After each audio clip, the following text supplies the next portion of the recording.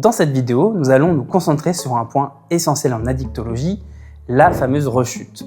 Alors la rechute, c'est la reprise des consommations ou des comportements addictifs après une période d'abstinence ou une réaugmentation après une période de modération.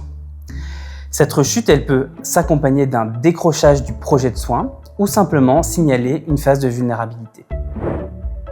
Il est important de distinguer la rechute du simple faux pas. Le faux pas, c'est un écart ponctuel sans retour durable dans la spirale addictive.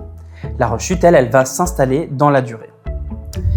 La rechute, elle ne concerne pas tous les patients, mais elle fait souvent partie du processus de sortie de l'addiction, avec des phénomènes de boucle. L'addiction étant une maladie chronique, les rechutes sont fréquentes et elles doivent être anticipées évidemment plutôt que dramatisées une fois qu'elles sont apparues.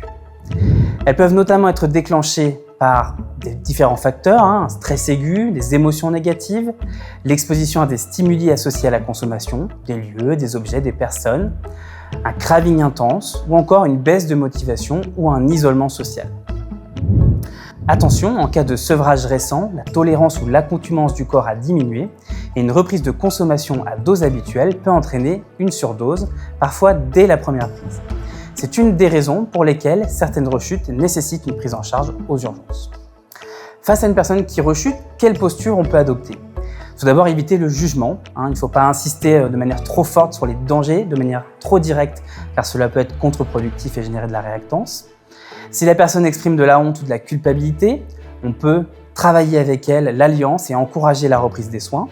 Et puis bien sûr, on va proposer une orientation adaptée vers une équipe d'addictologie, vers un lieu d'accueil ou un suivi ambulatoire.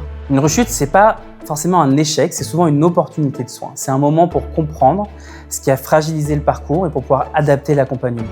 On va identifier finalement les situations à risque et essayer de les prévenir. Cette rechute, elle peut générer un fort retentissement émotionnel, la culpabilité, une perte d'estime de soi, un sentiment d'impuissance, notamment si elle se répète. C'est un moment de vulnérabilité, mais aussi un moment qui peut être important pour créer du lien. En résumé, la rechute, elle fait partie du parcours. Elle peut être prévenue si elle est anticipée en amont, dès les premières étapes du soin, en travaillant sur les différents facteurs de risque et les stratégies de gestion. Aux urgences, notre rôle il est essentiel pour protéger, pour écouter et pour relancer le processus de soin quand il est un petit peu altéré. L'attitude aux urgences, elle peut réellement faire la différence finalement entre un faux pas passager et une véritable rechute qui peut s'instituer si on ne réagit pas de manière adaptée.